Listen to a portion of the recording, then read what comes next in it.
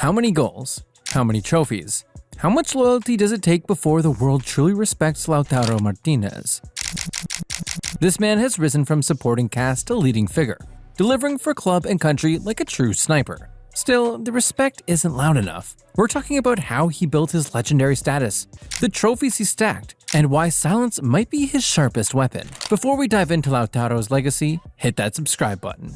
Is it just me, or do Argentine strikers rarely get the credit they deserve when people talk about the best of the best in that forward position? From the likes of Gabriel Batistuta, Hernan Crespo, Carlos Tevez, Sergio Aguero, and now Lautaro Martínez. These strikers have seen it all and done it all. But somehow it feels like they're often overlooked in these discussions. And when you look at Lautaro, it's hard not to ask, isn't he the one who has perhaps the most impressive collection of silverware to go with his incredible goal tally? Doesn't that alone demand that he be taken seriously? Straight out of Bahia Blanca, a town that might not be synonymous with football greatness, Lautaro decided to go all in on his dream of becoming a footballer, taking inspiration from none other than his own father. His commitment to the sport was evident early on, and by the time he was just 9 years old, he was already playing for a local club called Liniers. By the 2013 season, Lautaro was already making waves at the under-17 level. He didn't just score goals, he was scoring them at a rate that few could match, finishing that season with 13 goals in the league. But he didn't stop there. Lautaro found the back of the net in the final of the prestigious National Cup. Sure, Liniers lost that final, but that moment, that goal, was enough to ensure Lautaro's name would not be forgotten. By the time he was turning heads with his performances at Liniers, it was clear he wasn't going to stay there for long. His incredible talent had caught the attention of some of Argentina's biggest clubs, and Racing Club was one of the first to make a move. So, in January 2014, Racing moved quickly to secure his signature. He went on to score an astonishing 53 goals in just 64 matches for Racing's reserve side. It was clear to everyone that he was destined for much bigger things. Lautaro's senior debut came in a league match for Racing Club. It was a special moment for him, not just because he was finally playing professionally, but because he was replacing the legendary Diego Milito. Racing won the match 3-0 against Crucero del Norte, and while Lautaro didn't score that day, it marked the start of an incredible journey. It took him a full year to finally get on the score sheet at senior level, but that first goal came during a 1-1 draw with Huracan. Over the next couple of seasons, he became a key piece of the puzzle for Racing Club. By the time he was preparing to move on, Lautaro had scored 22 goals for Racing's senior side. That number might not seem crazy at first glance, but you've got to consider the context. He was still just a kid, playing under pressure for one of Argentina's biggest clubs, and he wasn't just scoring tap-ins. He was putting in big performances, showing maturity, strength, and that classic Argentine fire. By early 2018, the buzz around him had gone global. Scouts from Europe were watching closely, and clubs were lining up for his signature. Lautaro Martínez would officially link up with Inter for the 2018-19 season. Lautaro Martínez's first season at Inter Milan was all about learning the ropes and showing flashes of what was to come. It wasn't easy. He was stepping into European football for the first time, adapting to a different pace, a different style, and a coach in Luciano Spalletti, who had a very clear system in mind. With Inter sticking to a 4-2-3-1 formation and Mauro Icardi firmly holding down the striker role, Lautaro had to settle for minutes off the bench. Then came the unexpected twist. Off-field drama involving Icardi began to disrupt the dressing room, and suddenly there was space for Lautaro to step up, and step up he did. The second half of the season saw him getting more consistent minutes, and slowly but surely, he started to make his mark. He ended that first campaign with 9 goals in 35 appearances across all competitions, including 6 in Serie A. But beyond the numbers, it was the connection he built with the club that really mattered. Lautaro often talked about how welcomed he felt from the moment he arrived. Looking back, he said, "Inter gave me so much love right from day one. The fans also made me feel loved from my first day. It was incredible." In his second season, Lautaro Martínez didn't just settle in, he exploded onto the scene.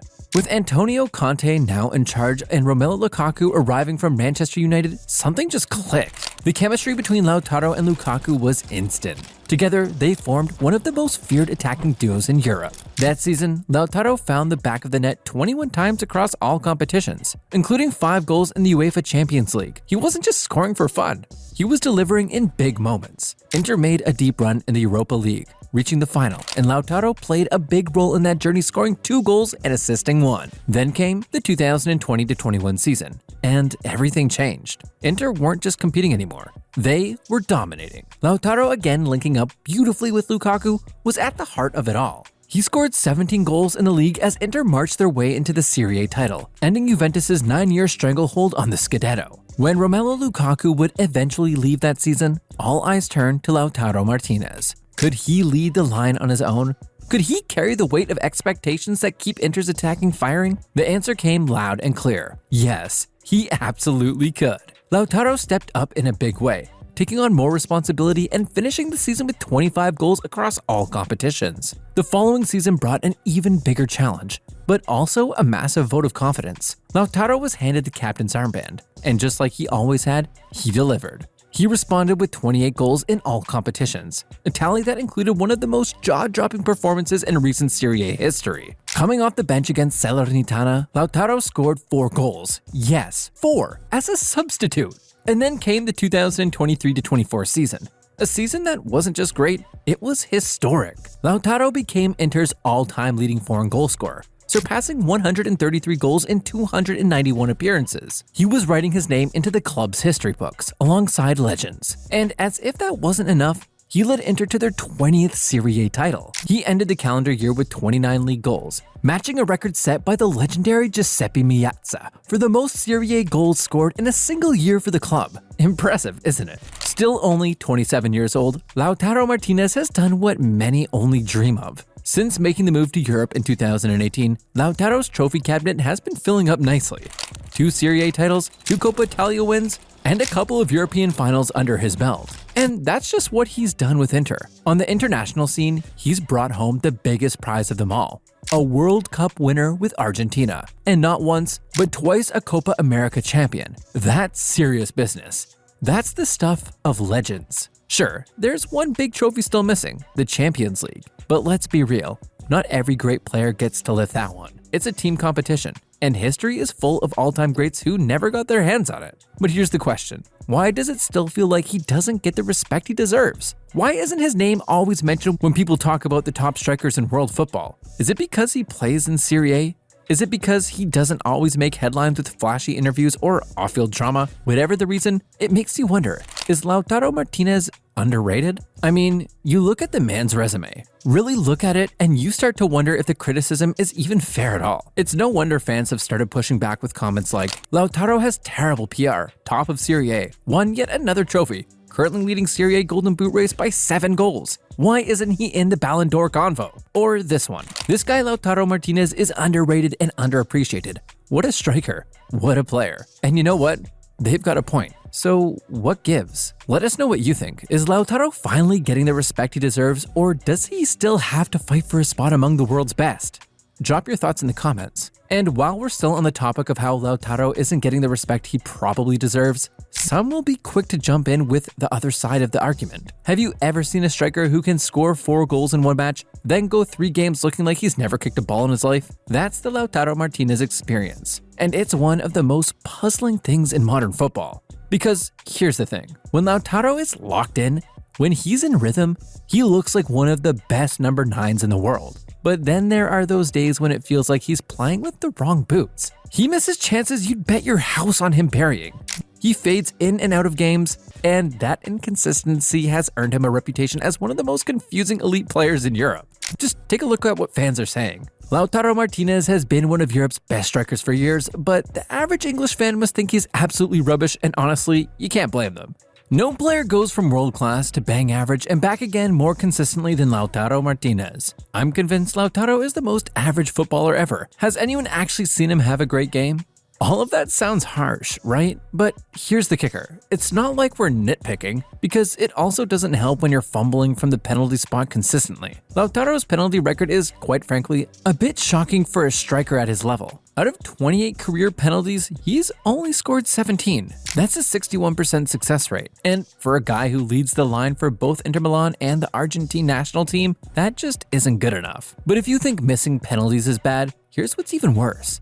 Disappearing for long stretches of the season. Because what's more frustrating than a striker who ghosts big games? One who ghosts the season itself. This year alone, Lautaro went through a brutal patch, scoring just once in 9 matches. This is the same player who bagged 24 league goals last season. The Argentine is back in form now, and he's making a serious push to finish the season with another 20+ goals. And once again, just like clockwork, he's forcing his name back into that Ballon d'Or conversation. And this time, the stars might just be aligning in his favor because the opportunity is staring him right in the face. Inter are on track for another Serie A title, but more importantly, they're still alive in the Champions League. This is the moment. This is where reputations are made and narratives get rewritten. If Lautaro can be the guy, not just a part of the machine, but the one leading the charge, scoring the goals, dragging his team over the line in knockout rounds, then the conversation will shift. No more he disappears in big games.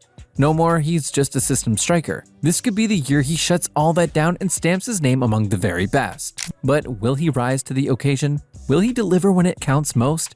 What do you think? Is this the season Lautaro silences the critics for good? Let us know in the comments. And don't forget to like the video and subscribe if you haven't. Now let's get into what really makes Lautaro Martínez special, because trust me, it's more than just the numbers. From his early days at Liniers, to making a name for himself at Racing Club, and then becoming a household name at Inter Milan, there's been one constant with Lautaro El Toro Martínez: goals. But the way he gets those goals, that's where the magic lies. One thing you'll notice when you watch him closely is his unique shooting technique. Lautaro has this habit of leaning back ever so slightly before pulling the trigger. It's not just for style, it actually helps him generate power and keep his balance, especially considering he's not the tallest guy on the pitch at 5'9". But what he lacks in height, he makes up for with a ridiculously strong core and a rock-solid base. That balance allows him to strike cleanly even when under pressure or in tight spaces. He also has a clear preference when it comes to finishing, keeping it low and lethal. Around 53% of his shots have been aimed at the bottom third of the goal. But here's the thing that sets Lautaro apart from most other forwards: his focus. During his time at Racing, he took something called a concentration grid test, which is designed to measure mental sharpness. Most players fall somewhere between 50 to 70. Lautaro scored 98. And we're not done yet. Lautaro has also got that rare vision and creativity you don't see in a traditional number 9. When he's linking up with teammates like Lukaku or Thuram, he's not just playing simple, predictable passes. He's constantly shifting the play with subtle one-touch moves that change the flow of the game.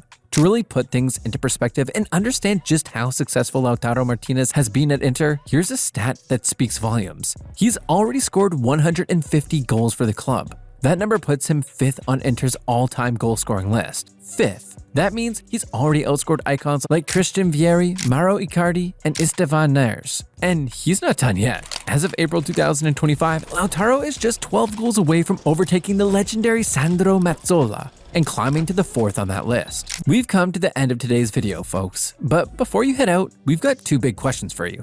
Can Lautaro Martínez keep his form up and lead Inter to even greater heights? Or will he always struggle to maintain consistency when it matters most? And with the kind of talent he's shown, is Lautaro truly capable of winning the Ballon d'Or, or is that just a dream that's out of reach? Let me know your thoughts in the comments below. I'm eager to hear your take on it. And while you're at it, don't forget to hit that like button and share this video with your friends.